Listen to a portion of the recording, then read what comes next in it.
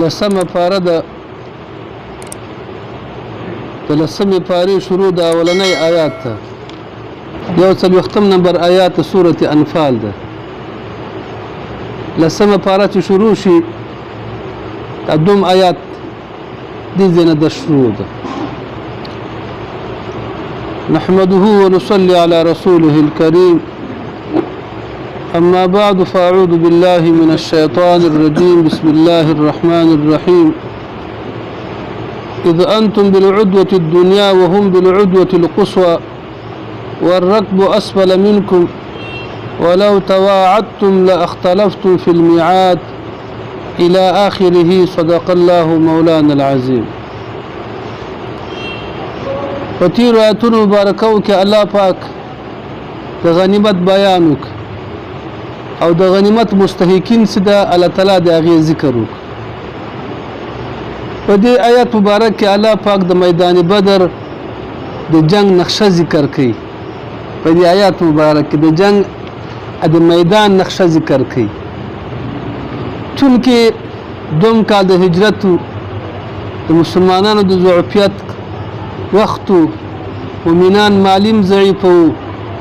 د شماري د طرف نه د عدد د طرف نه هم کمزوري.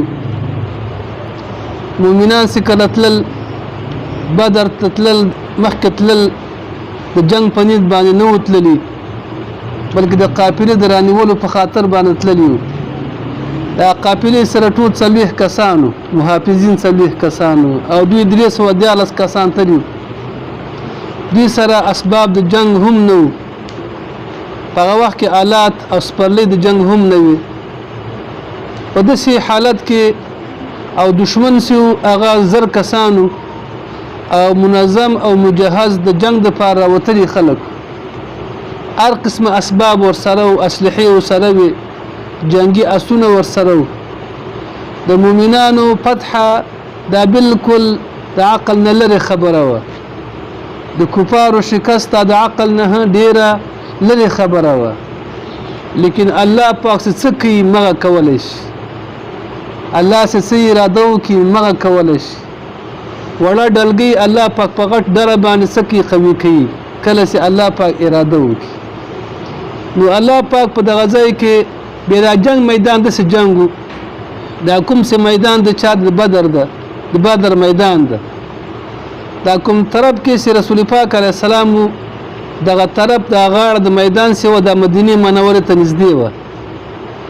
دا کوم طرف چې کفار په هغه طرف کې پراته وو، دغه طرف د مدینې منورې نه هغه غاړې طرف ته چې د مدینې نه لرې طرف مطلب غاړه راتله دې طرف ته کفارو. دا کوم طرف ته چې مؤمنانو دغه طرف شګلنه ځمکه وه، منډه پکې نه ول کېدله او په دغه ځای باندې اوبه هم نه وې. او د کفارو طرف چې هغه ځمکه کلکه وه، هلته اوبه هم وې، اوبه هم وې.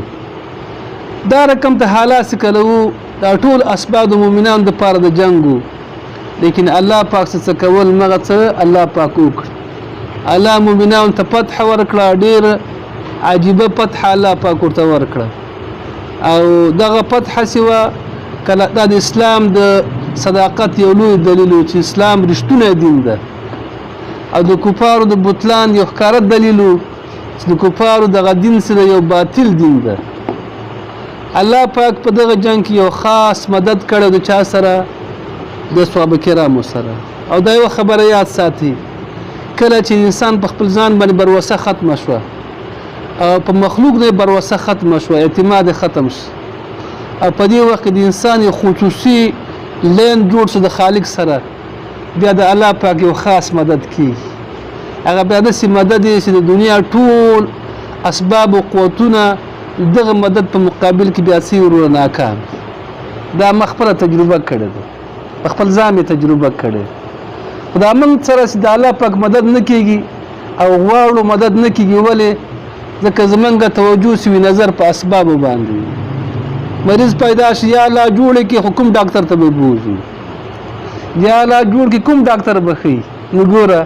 یو طرف ته الله نه جوړوالی غواړو، بل طرف ته نظر په چا وروره هم په مخلوق چا وډبولو. یا الله مدد را سره وکړي، خدای پلانې ظالم هلاکې، کوم خان ته ورسو چې موږ سره هغه تاڼې ته لاړ شي هغه تاڼه کې هغه استوچو ته څه وکړي شابه سپاره شو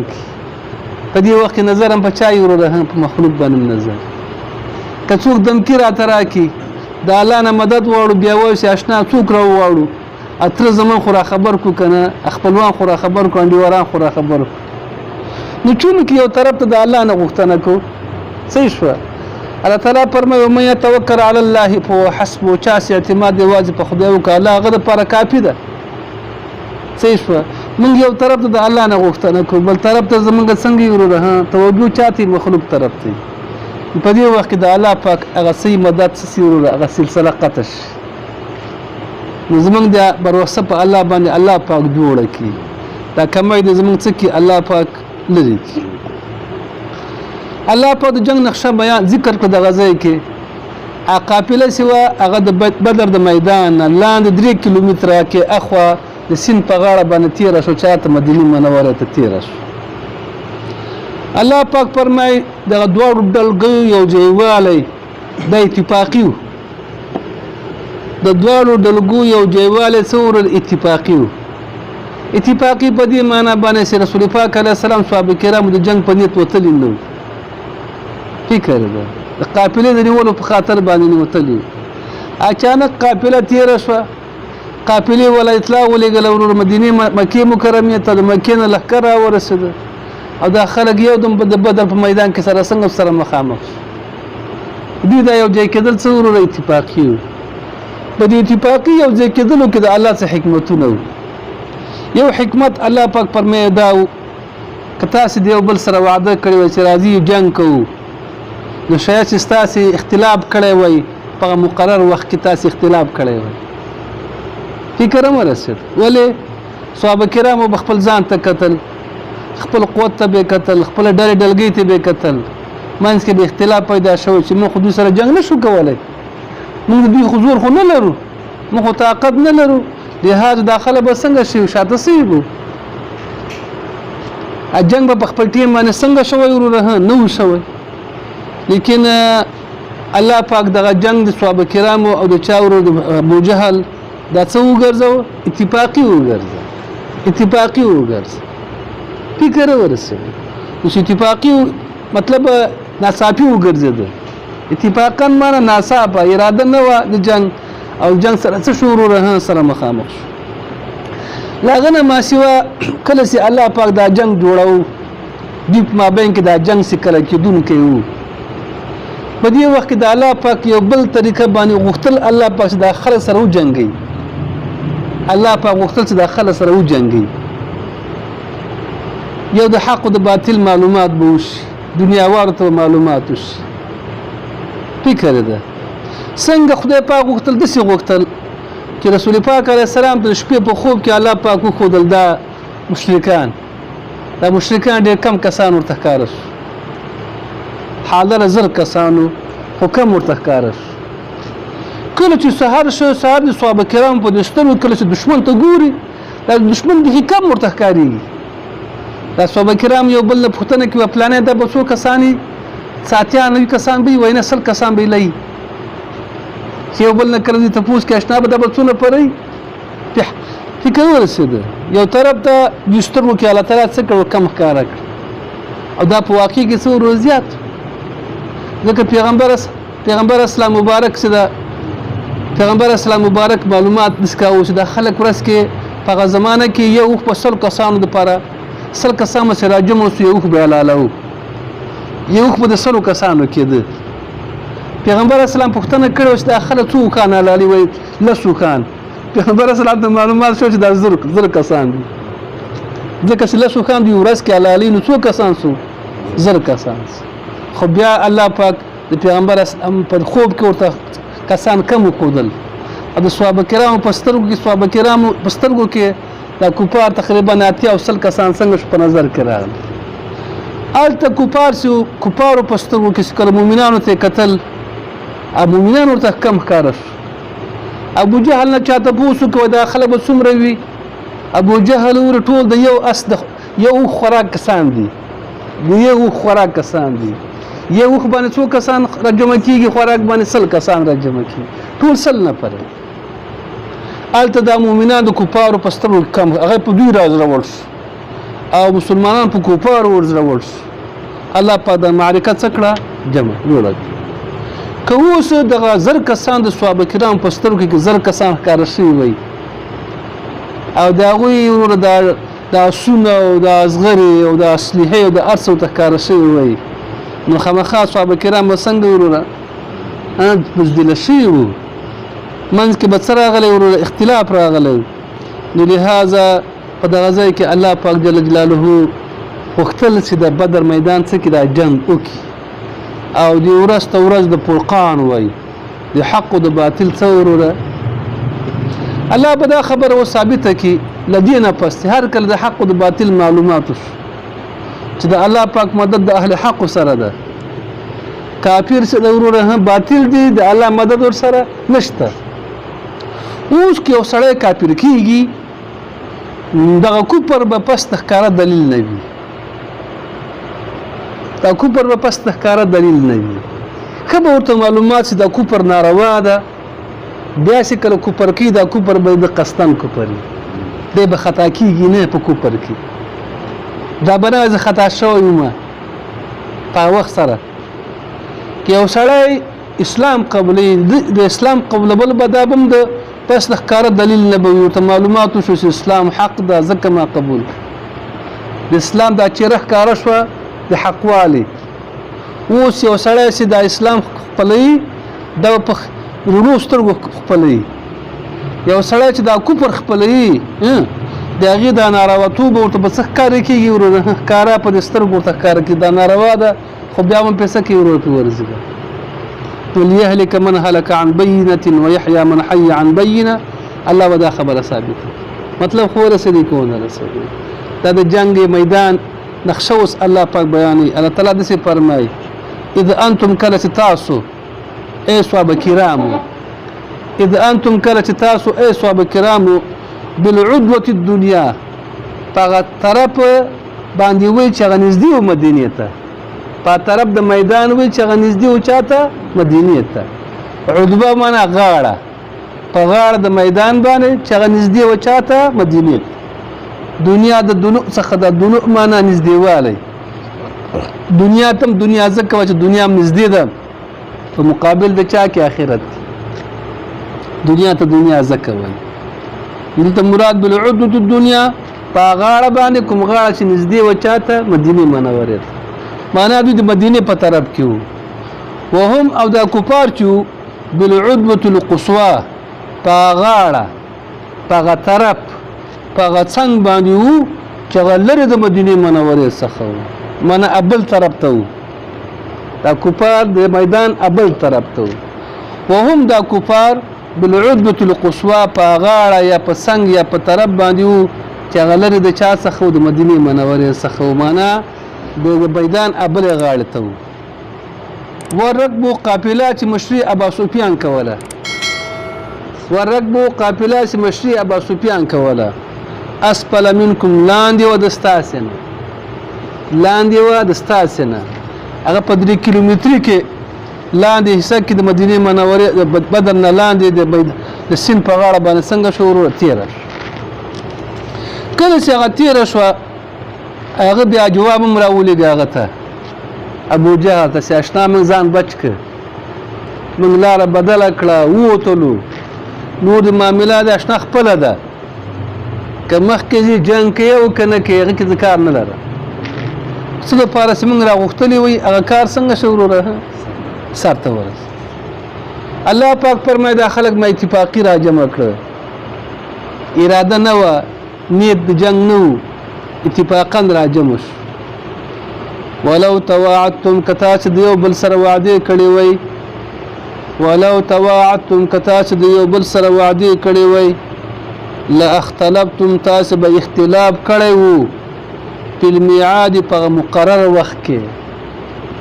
لا اختلفتم تاسو به اختلاف کړو په الميعاد په مقرر وخت کې ولې صحابه کرامو بخپل شان شوکت ته قتل خپل ضعفیت ته قتل منځ کې بس اختلاف پیدا شوی وو دشمن مقابله ته بزدخه کړی نه ولكن ليقضي الله لیکن الله فیصله کوي امرن هغه کار کان مفعول سره کېدونکی وي ولكن ليقضي الله لیکن الله پاک فیصله کوي امرن هغه کار کان مفعول سره کېدونکی دا جنگ کېدونکی وو ځکه الله په د خلق اتفاقا سره سکړه یو ځای الله پاک فرمایي دا جګړه مې ځکه جوړه کړه ټیک ورسره ایسه د اسلام حقانیت معلوم سي د کفر بطلان معلوم سي لدین پس یو سړی کفر کوي نو دغه کفر به د ضد نه کوي د عناد نه کوي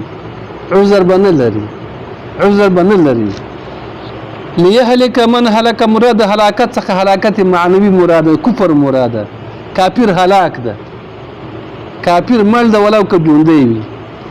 مؤمن ژوندی ده ولو که په قبر کې پروت پیغمبر اسلام مبارک تعبیر د مؤمن نه د ژوندي کړی او تعبیر د کافر نه چا کړی په مړ کړی لیهلک چې هلاک شي معنی کافر پادش لیهلک چې هلاک شي معنی کافر پادش من هغه څوک هلاکا چې هلاک شوی ده عن بینه پس تکار دلیلنا عن بینه پس تکار دلیلنا دلیل خو ورته معلوم شو چې اسلام حق ده بیا هم چې د کوپر کیلو الله تعالی وایي چې اوس اسم هلاک ده لیهلک چې کافر پات چې هغه څوک هلاکا چې هلاک شوی ده یعنی کافر پات شوی ده عن بینه پس تکار والد چانه پس د دلو د کار دلیلنا پس د دلو د چانه کار دلیلنا ويحيى جوندي پادشي من مؤمن پادشي ويحيى مؤمن پادشي من هغه څوک حیا چې هغه مؤمن پادشي وای ده عن بینه پست لدل د کار دلیلنا عن بینه پست لدل د چانه کار دلیل اوس که سړی ایمان قبلې پرونو سترګو به قبلې او کله چې کفر قبلې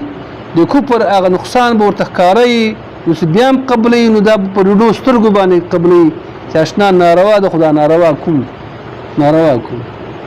زمونږ په پښتنو کې کله چې سړی زد واخلي والله سي جهنم ته بزم کړه کار پرې ده فکر ورس جهنم ته بزم خدا کار نه پرې ده دا جهنم به خېد سي اسانه شهکاری وي ولا تک بدیر ډیر اسانه ده الله دې مونږ ته وسات الله پاک فرمای و ان الله یقینا الله پاک لسمیع اوردن کذا علیم علیم ده اوس الله پاک وختل چې دا جنگ وش نو الله پاک مؤمنان په کفار ورتیز کړو کفار الله تعالی په چا ورتیز کړو په مؤمنانو باندې اذ یاد که هغه وخت یریکهم الله چې خدل الله پاک تعالی ردوی اذ یاد که هغه وخت یریکهم الله چې الله پاک تعالی ردوی خدل الله پاک دوی تا ته خدل الله پاک دوی تا ته خدل فی منامک استا په خوب کې قلیلا کم پیغمبر اسلام مبارک شپې په خوب کې داخله ډېر کم ولیدل او صحابه کرامو ته الله پاک مستقبل آیات کې راځي ورست آیات کې راځي د آیات بل آیات کې راځي الله تعالی د مؤمنانو په سترګو کې هم دا کفار څنګه کم ښکارا کړي ولو اراکهم کالا خودلی وی تعالی رضوی ولو اراکهم کالا خودلی وی تعالی رضوی کثیرا زیات خپل عدد لفشلتم تاسب بزدل الشیوی تاسب بزدل الشیوی ولتنازعتم تاسب اختلاف کړو په الامر په حکم د رسول پاک علیه السلام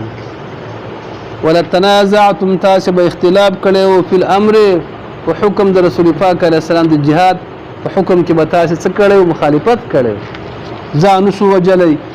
ولې لاړ شو مشکلات دي ځان په زور ولې قتل کو ولكن الله لیکن الله پاک سلم الله تاسو سالم کړی چانه د بزدلینا او د اختلاف نه ولكن الله لیکن الله پاک سلم الله تعالی سالم کړی تاسو لره د چانه د بزدلینا او د چانه اختلاف نه انه یقینا الله پاک علیم علیم دا بذات الصدور سلو په خوندانو باندې ذات الصدور سلو په خوندانو باندې الله تعالی علیم و دیات که هغه وخت یریکموهم کله چې الله پاک او خودل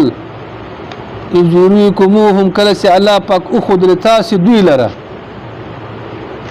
وإذ یاد وخت اذ یریکموهم کله چې اخذ الله پاک تاسو لره دوی وإذ یریکموهم دا خو مخکې خو د پیغمبر اسلام لیدنه وه په خوب کې کفار کم ولیدل د صحابه کرامو لیدنه ده چې د بدر په میدان کې کفار په سترګو کې کم راغله وإذ یاد هغه وخت یریکموهم کله چې الله پاک وښودل تاسې لره دوی اذ التقیتم کله چې تاسو سره مخامخ شوئ اذ التقیتم کله چې تاسو سره مخامخ شوئ فی اعینکم په سترګو ستاسې کې قلیلا کم ستاسو په سترګو کې کم ویقللکم او تاسې کم ښکاره کړئ ويقللكم تاسې کم وګرځولئ فی اعینهم د هغوی په سترګو کې ويقللكم تاسې کم ښکاره کړئ فی اعینهم د دوی په سترګو کفارو په سترګو کې دا کار ولې الله وکړ الله غوښتل چې د جنګ د حق او د باطل فیصله وشي لیقضي الله چې الله فیصله کړي امرا دغه کار کان مفعولا چې هغه کېدونکی وإلى الله الله ته ترجع الامور راګرځيږي کارونه ټول کارونه چاته راګرځي الله ته راګرځي د دې نه معلومیږي څه الله په وغواړي هغه کولی شي د الله د قضا په مقابل کې ټول اسباب هغه ناکام دي اسباب کار کوي خو کله چې الله اراده وکړي د اسبابو سره ابراهیم علیه السلام په اور کې خطا شو الله نه غوښتل چې ابراهیم علیه السلام وسوځي ټیک د اور کې اثر الله چولای د سوخت سوځولو اثر الله چولای او الله په خو دا هغه خالق د ورم د خالق د اثر هم ده الله ورو اثر پکینه الله تعالی هغه ور څنګه وګرځاو یخ وګرځاو او سالم وګرځاو نو په دغه ډول باندې رسول پاک علیه السلام مبارک ته مشرکان ټول راجمو چې د قتل کی او ډیر زیات کسان راجمو ټول مصالح کسان راجمو تورې ور سره وي سترګیم خو یخ ناشتو پیغمبر اسلام مبارک کور نه راوځي او خاور رخلی ورونه او دی په سټونو باندې اچي وست دراوځي الله په غوښتل چې پیغمبر اسلام د مکې مکرمه نه باس د دوی هغه ټول اسلحه اسباب ټول څورو بیا ناکام د امریکایانو په کوم غرور کې راغلي افغانستان چا ذهن کې به دا اوسي وروره هم بیا به هم څوک راپورته کېږي طالب یا ملا یا مجاهد بیا د حق اواز پورته کېږي کینو کې دا ډېره لرې خبره خو خدای پاک غوښتل چې څه کې دا ذلیله کړي الله مغه وکړي دعا وکړي یا الله پاک موږ صالحان کړي الله پاک موږ نیکان کړي الله پاک دغه درس ته موږ ته د ښه توکل درس موږ ته راکړي او زموږ په زړونو کې الله تعالی په الله ستا په ذات باندې تکیه واچوي او ستا په ذات زموږ بروسه نصیب کړي او زموږ د اعتماد ستا په ذات باندې قوي کړي یقینا الله تعالی قوي کړي الله پاک د ټولو اسبابونه زموږ د یقین پورته کړي الله د اسبابونه زموږ یقین پورته کړي او الله پاک زموږ ټول یقین ستا په ذات باندې ولري الله پریشانیګانې ختمې کړي الهه مریضان هم جوړ کړي ژوندم د خیر نصیب کړي ټولې پریشانیګانې الله تعالی ختمې کړي الله پاک د جهاد کولو توفیق موږ ته نصیب کړي د پاتې زندګي د دین په نصرت او د دین په حفاظت او د دین په دفاع کې الله تعالی تیر کړي او مرتګان مو بخي خصوصا والدین مو بخي وصلی الله